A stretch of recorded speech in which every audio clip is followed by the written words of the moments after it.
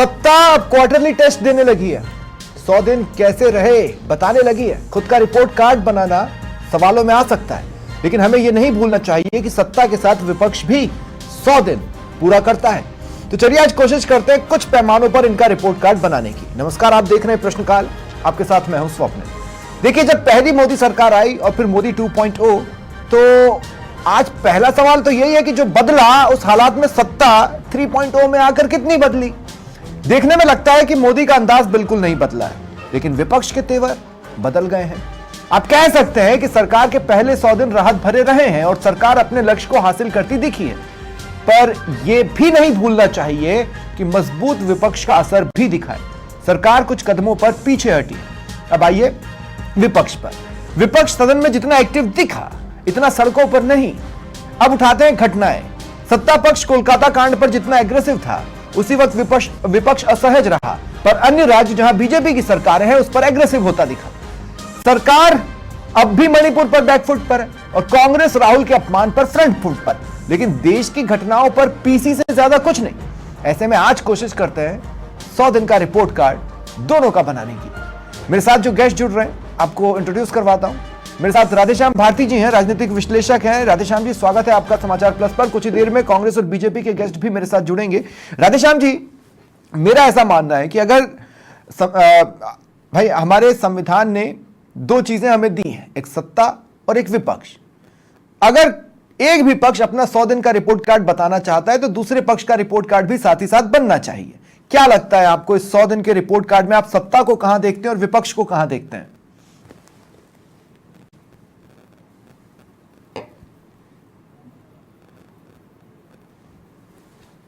राधेश्याम जी, सुन पा रहे हैं आप मुझे?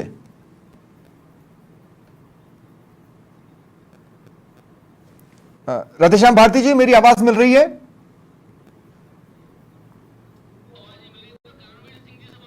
अच्छा, लगता है उन तक मेरी आवाज नहीं जा रही है। कांग्रेस प्रवक्ता करणवीर सिंह राजपुरा मेरे साथ जुड़ रहे हैं। करणवीर भाई, स्वागत है आपका समाचार प्लस पर। मेरी आवाज मिल रही है आपको? जी स्वप्निल जी। आप इस थॉट प्रोसेस से तो सहमत होंगे कि सत्ता के साथ विपक्ष का भी रिपोर्ट कार्ड बनना चाहिए?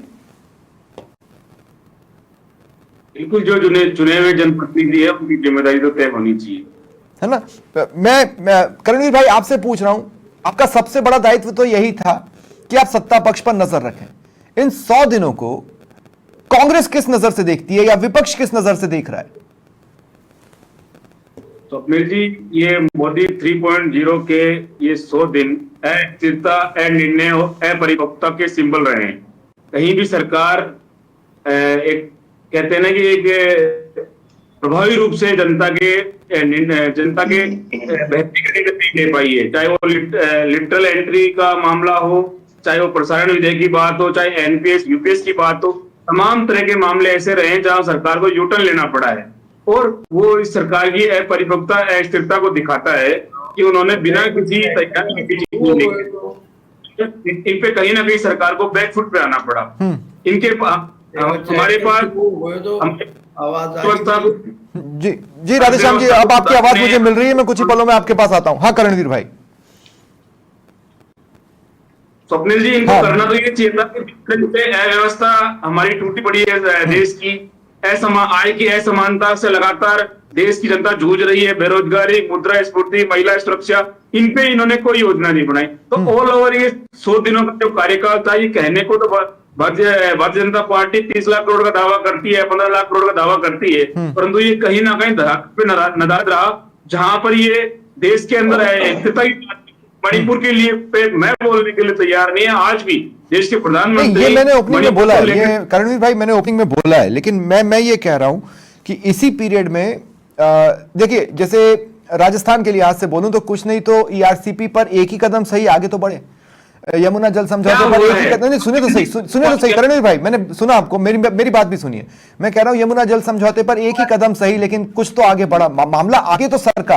अब मैं अगर इस लिहाज से देखता हूं तो बेरोजगारी दर कांस्टेंट है, महंगाई दर कांस्टेंट है, और अब संकेत मिल रहे हैं कि अगर पेट्रोल डीजल के प्राइस कम होते हैं तो शायद उसमें कोई कमी आ सकती है।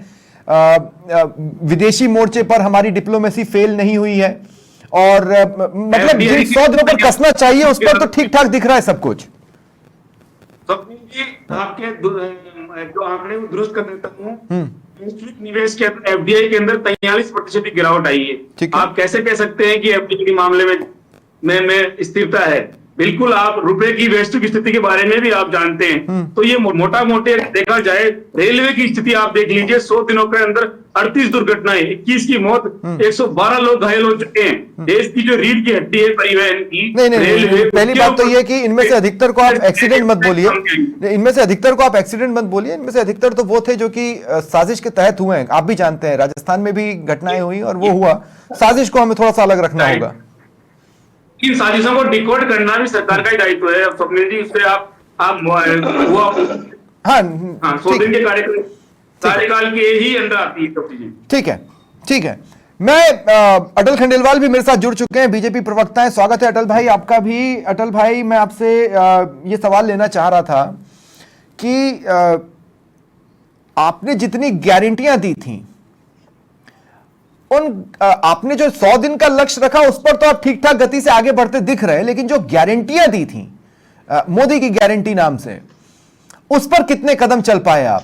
ये अभी तक किसी ने स्पेसिफिक नहीं किया। मुझे लगता है कि 2-3 गारंटी भी पूरी होती तो बीजेपी पीसी करिए जरूर बताती कि ये गारंटी पूरी, ये गारंटी पूरी। देखिए स्वप्निल भाई, आप किस चीज के बारे में पूछ सकते हैं? मैं आपको 15 लाख करोड़ की परियोजनाओं को मंजूरी दे देना, 3 लाख करोड़ केवल इंफ्रास्ट्रक्चर। फोकस किस किस पे? सड़क, रेल, एयरपोर्ट और बंदरगाह। सबसे ऊंची सुरंग बना लेना जिससे लद्दाख और हिमाचल प्रदेश कनेक्ट हो जाए। शिनकुनला सुरंग जो बनाई गई, महाराष्ट्र के अंदर दुनिया के 10 बड़े पोर्ट में से एक वधावन एयरपोर्ट, जिसपे बंदरगाह, जिसपे 76,000। लेकिन उसी महाराष्ट्र में हमारे महापुरुष की मूर्ति भी गिर जाती है, वो आपके सारे प्रयासों पर बट्टा लगा जाती है। बिल्कुल, देखिए सुनिए, बिल्कुल है ना, अगर कहीं पर कोई दुर्घटना होती है, वो भी अत्यंत दुखी होने का विषय है और उसकी जांच भी होनी चाहिए, और सरकार उसको सहजता से ले भी नहीं रही है। उसकी जांच के ऊपर कमेटी भी बिठा दी गई है और जो भी दोषी पाया जाएगा उसको सजा भी मिलेगी। देखिए, बात ये है, लोकतंत्र के अंदर स्वीकार्यता होनी चाहिए। ये बोल रहे हैं ना कि ये स्वीकार्यता तो होनी चाहिए, लेकिन सरकार का रसूख भी होना चाहिए। मैं एक बात कह रहा हूं अटल भाई, सरकार का रसूख कहां पर कमजोर दिखा? मैं आपको बता रहा हूं सरकार का रसूख कहां पर कमजोर दिखा। देखिए, मैं आपको ये बताता हूं, कोलकाता कांड जैसी वारदातें बीजेपी शासित राज्यों में भी हुई। आप एग्रेसिव थे कोलकाता कांड पर और विपक्ष एग्रेसिव था बाकी राज्यों में होने वाली घटनाओं पर। तो ये बात थोड़ा सा खलती है, और फिर ये भी लगता है कि भाई इस 100 दिन में तो मणिपुर अब भी आपका पिट स्टॉप नहीं आया। एक बात बताइए, सुनिए स्वप्निल जी की एक बात बताइए कि जहां पर भी ऐसी घटनाएं हुई, भारतीय जनता पार्टी का क्या स्टैंड रहा? कहीं पर भी, भले कलकत्ता में हुई हो, कहीं और हुई हो, हमने कहा कि हमें इस पे गहरा दुख है और हमने इसको जितना सॉल्व करना चाहिए उतना करने के लिए कदम भी बढ़ाए। नहीं, लेकिन सवाल केवल विरोध सुनिए स्वप्निल जी, अभी अपन चल रहे 100 दिन पर। स्वप्निल जी 1 मिनट दे दीजिए। देखिए, 4 ट्रिलियन की इकोनॉमी हो जाना, बेरोजगारी दर आज की स्थिति में 3.2% है और महंगाई दर 4.7 है। इसका कंपेयर अगर 2010 से 14 के बीच करोगे तो बेरोजगारी दर थी 8.7 और महंगाई दर थी 8.7। तो ये अंतर है स्वप्निल भाई। मैं आपको एक बात बता रहा हूँ, मेरी 2 बातें सुनिए, अटल भाई। ठीक है, मेरी 2 बातें सुनिए, मेरी 2 बातें सुनिए। एफएटीएफ ये बता रहा है कि उसने कुछ ट्रांजैक्शंस रीड किए हैं जिसके हिसाब से ये नजर आ रहा है कि कश्मीर और भारत अलकायदा और आईसिस के निशाने पर आ गया है। ठीक है, इस स्थिति इस चेतावनी की स्थिति पर आप ही के अंडर में आए हम। और दूसरी बात जो उतनी इंपॉर्टेंट है, मणिपुर में तो अभी भी आपका स्टॉप नहीं बना, मणिपुर तक तो अभी भी आप ट्रैवल नहीं कर पाए। देखिए जहां पर आप समझिए भारतीय जनता पार्टी हाँ। जहां पर ऐसे लोग बैठे हों विपक्ष में जो अलगाववादियों के साथ जाकर के वार्ताएं करके आते हो, नहीं, अब नहीं ये केवल तो देश में, देखिए शॉर्टकट हुआ। विदेश में भी जाकर के, ये आंसर नहीं हुआ अटल भाई। बावजूद भी अटल भाई ये हमने आंसर नहीं हुआ। स्टैंड ले रखा है। सुनिए, तो भी हमने स्टैंड ले रखा है। हम किसी अगर कोई बात जहां गलत, ठीक है, मैं फिर आऊंगा आपके पास। ठीक है, उसके लिए गलत कहते हैं, हम कहते हैं कि वो गलत है। ठीक है, मैं फिर आऊंगा आपके पास। प्रथम भावना, ठीक है अटल भाई, मैं आता हूं आपके पास। राधेश्याम भारती जी, हम कहते हैं कि जहां आप सुन पा रहे हैं मुझे? भारतीय जनता पार्टी रूलिंग है, ठीक है अटल जी, अब रुक जाइए प्लीज। राधेश्याम भारती जी 2 मिनट रुकिए। अटल भाई रुकिए। राधेश्याम जी मेरा सवाल सुनिए, मैं आपसे ये बोल रहा हूं, रिपोर्ट कार्ड दोनों का बनना चाहिए, विपक्ष का भी और सत्ता का भी, इन 100 दिनों में। अच्छा हुआ क्या है कि विपक्ष को तो मैंने सदन में जितना एक्टिव देखा, सड़क पर उतना एक्टिव देखा नहीं, और दूसरा सत्ता पक्ष सदन में एक्टिव रहा लेकिन जूझते हुए रहा, और सदन के बाहर ज्यादा उन्मुक्त होकर काम कर पा रहा है। तो इस 100 दिन को आप कैसा देखते हैं दोनों के? देखिए स्वप्निल जी, 100 दिन का जो रिपोर्ट कार्ड है वो संतुष्टिपूर्ण तो इसलिए कहा जा सकता है कि अनेक क्षेत्रों में भारत जो है वो चाइना तक को भी पीछे छोड़ता नजर आ रहा है। करेक्ट है। हाँ। तो और जैसे महंगाई दर कंट्रोल हुई है। अभी मैं एक अर्थशास्त्री को पढ़ रहा था कि बहुत थोड़े समय में भारत की अर्थव्यवस्था 3रे नंबर की दुनिया की सबसे बड़ी अर्थव्यवस्था होने वाली है। तो देखिए ये बिना काम किए तो ऐसा संभव नहीं है, काम तो हो रहा है और संतुष्टिपूर्ण है। क्योंकि देखिए एक बार में 100 दिन के केवल इस कार्यकाल में हर क्षेत्र में तो उपलब्धियां हासिल की जा सकती हैं। लेकिन कहीं कमियां भी हैं। आप देखिए जैसे नड्डा जी आज कह रहे थे कि हमने 700 नई कॉलेजों को, मेडिकल कॉलेजों को स्वीकृति प्रदान कर दी है। इसी तरह से इसी तरह जो यूजीसी उसमें जो है सीटें बढ़ाने के लिए कह रहे थे। फिर पीजी की सीटें बढ़ाने के लिए अब आप बताइए, पीजी में जैसे उन्होंने कहा 13,000 जो है हमें पीजी की सीटें इस बार हम बढ़ा सके, जब खुद नड्डा साहब ये कह रहे थे कि 2,13,00,000 जो है बच्चे हर साल जो है हम टीकाकरण के उसमें रजिस्टर करते हैं। यानी वो जो जन्म लेने के बाद मर गए उनकी बात तो नहीं है, अलग है। वो तो 2,13,00,000 बच्चे जब हर साल बढ़ रहे हैं तो ये जो वृद्धि हो रही है ये ऊंट के मुंह में जी रहा है। आप बताइए यदि पीजी डॉक्टर्स कितने तैयार करेंगे अगले उसमें, तब तक तो लेकिन राधेश्याम जी मैं आपसे पूछना चाहता हूं, हमने मोदी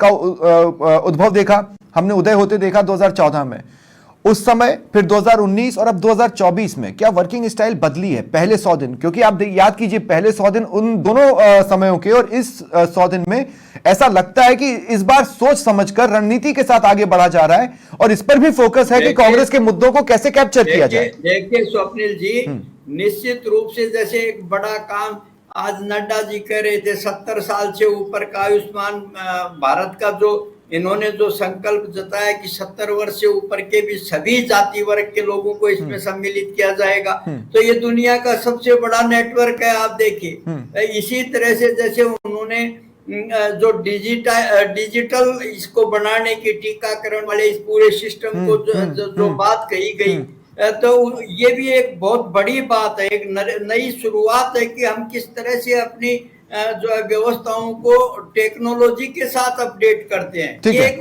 बड़ा संकेत है। देखिए इसी सिस्टम की जो बात की कि सैंपल्स को ले जाना, रिपोर्ट लाना, ये सारा जो है हम अब ड्रोन सिस्टम से करेंगे टेक्नोलॉजी से, तो ये भी अपने आप में एक बहुत बड़ी बात है। तो ये यानी कुल मिला करके हम ये कह सकते हैं कि वास्तव में इस बार की जो ठीक है। तो मुझे एक बात बताइए अटल भाई, मैं आऊंगा आपके पास अगले राउंड में। राधेश्याम जी एक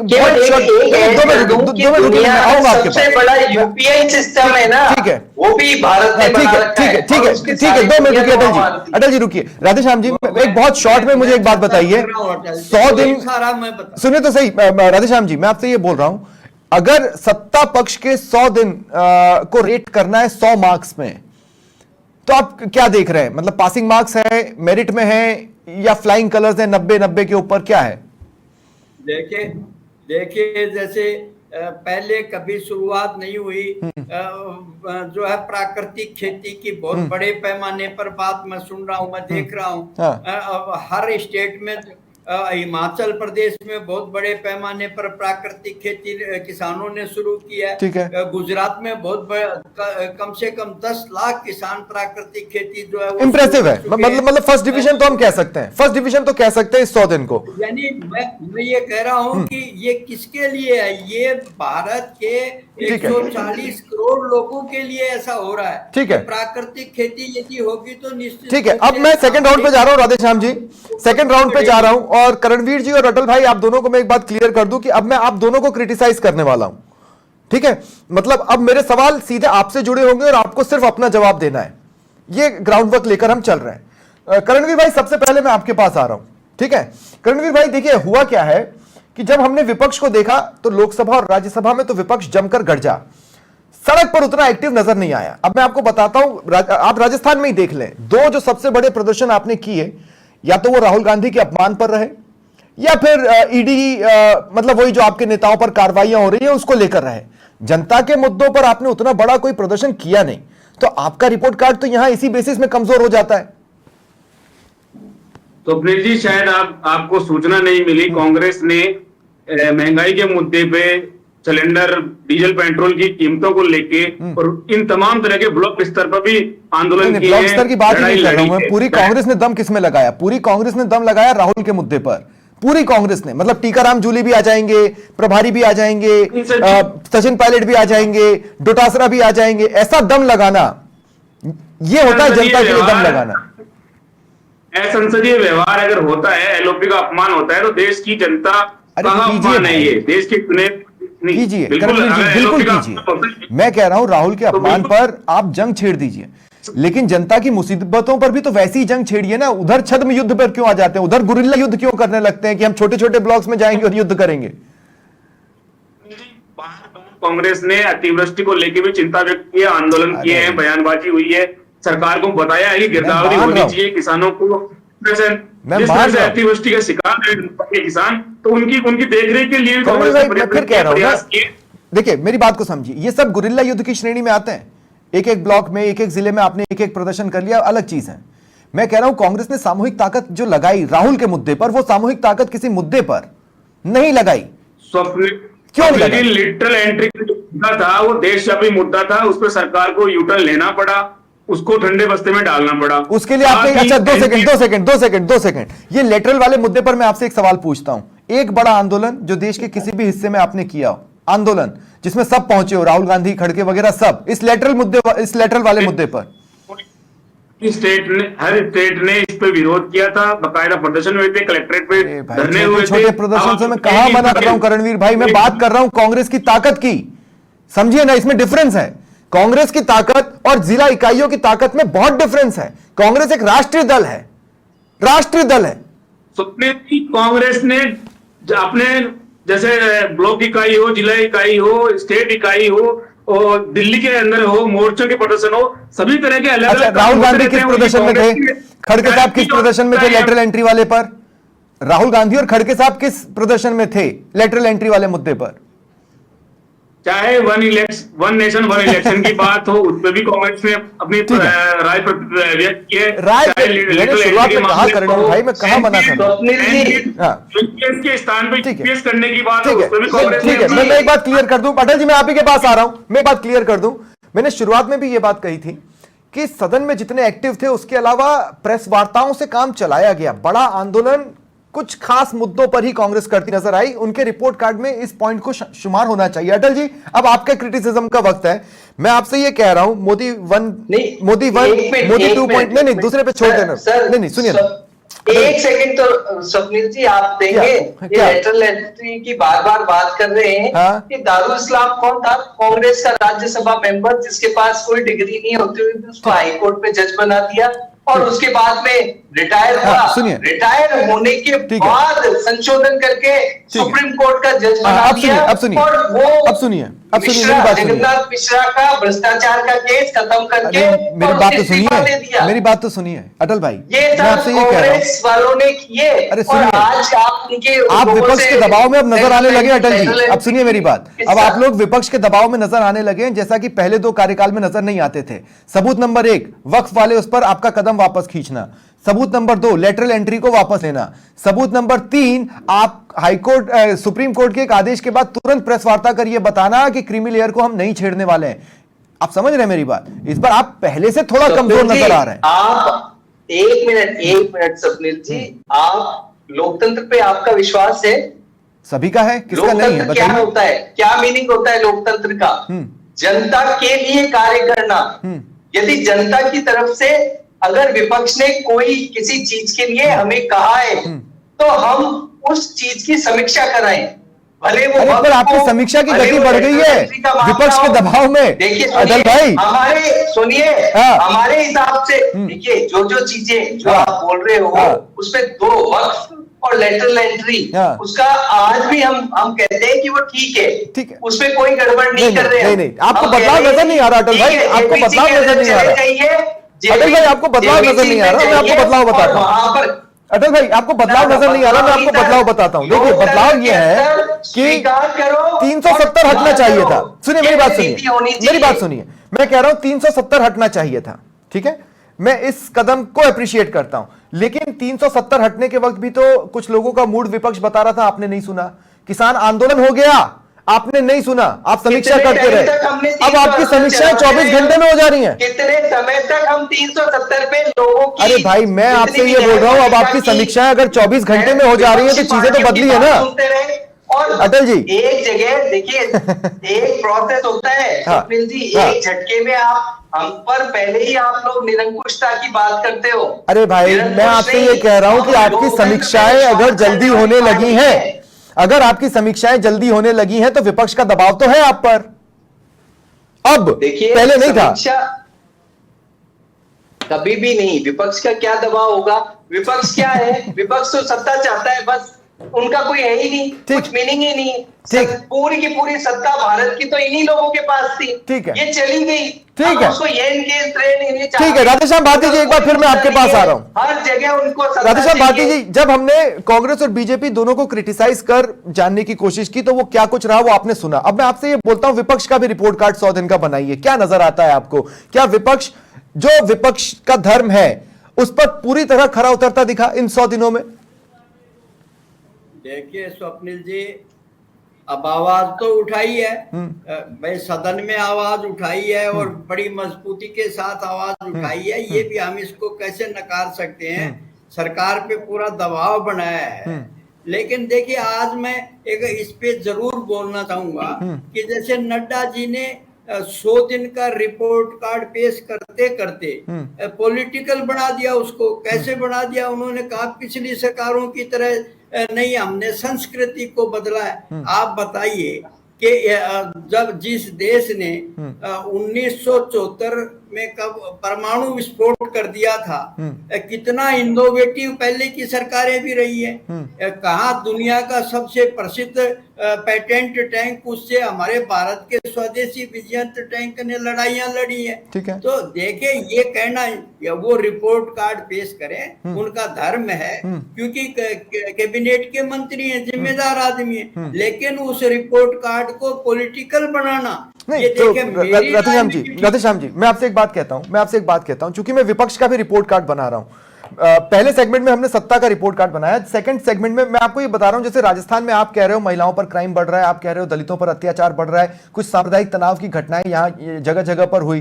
कांग्रेस चाहती तो एक प्रतिनिधिमंडल बनाकर वहां पर भेज सकती थी फैक्ट फाइंडिंग कमेटी के नाम पर, कांग्रेस ने ये नहीं किया, बल्कि राहुल गांधी के अपमान पर प्रदर्शन करती नजर आई। मैं ये पूछ रहा हूं कि सदन तक तो आप बहुत एग्रेसिव थे और मैंने भी उस बात को अप्रिशिएट किया है, लेकिन सदन के बाहर क्या सड़कों पर आपके रिपोर्ट कार्ड के मार्क्स घटा नहीं देता ये कदम? देखिए, निश्चित रूप से अब कांग्रेस है तो साहब प्रमुख दल है, विपक्षी दल है, तो कांग्रेस को जैसे सदन में जितना आक्रामक रही, वैसे फील्ड में भी ऐसे रहना चाहिए, पब्लिक के बीच में भी जनहित के जो मुद्दे हैं। अब आप देखिए राजस्थान में भारतीय जनता पार्टी ने वादा किया था 200 यूनिट फ्री हम भी देंगे। अब गहलोत साहब ने ये जो है शुरू किया था। अब उस समय तक के जो रजिस्टर हो गए उनको तो मान लिया, उसके बाद में अब रजिस्ट्रेशन कोई नए नहीं हो रहे इस सरकार में। यानी देखिए आप कितना बड़ा पक्षपात, और कांग्रेस इसके लिए बोल नहीं रही कि 200 यूनिट तो पहले जिन्होंने अपना पंजीकरण करा लिया उनको तो फ्री मिलेंगी, और ये सरकार आने के बाद अब कोई इस तरह की सुविधा नहीं है। तो मुद्दे तो हैं डीजल पेट्रोल के, उसके लिए इन्होंने ये वादा किया था उसमें कि हम इसकी पुनर्समीक्षा करेंगे, यद्यपि कुछ कम किया है लेकिन उसकी समीक्षा भी नहीं हुई है पूरी। सही बात है। किस तरह हरियाणा और राजस्थान में 9 रुपए लीटर का पेट्रोल में फर्क है। तो इन्होंने भी क्या किया, उस समय तो इनका प्रमुख मुद्दा था, लेकिन कांग्रेस भी इसमें फेल्योर है कांग्रेस का, कांग्रेस बोल नहीं रही है, वरना आंदोलन करना चाहिए। इसीलिए मैंने दोनों धड़ों के प्रोज एंड कॉन्स आपके सामने रखे। मैं अपने दर्शकों से सिर्फ इतना कहूंगा कि ट्वीट कर, फेसबुक पर जाकर और यूट्यूब पर नीचे जाकर कमेंट्स कर हमें जरूर बताएं कि आप दोनों पक्षों के रिपोर्ट कार्ड को 100 में से कितने नंबर देते हैं। फिलहाल बहुत बहुत शुक्रिया आप सभी का मेरे साथ जुड़ने के लिए। फिलहाल इतना ही, नमस्कार।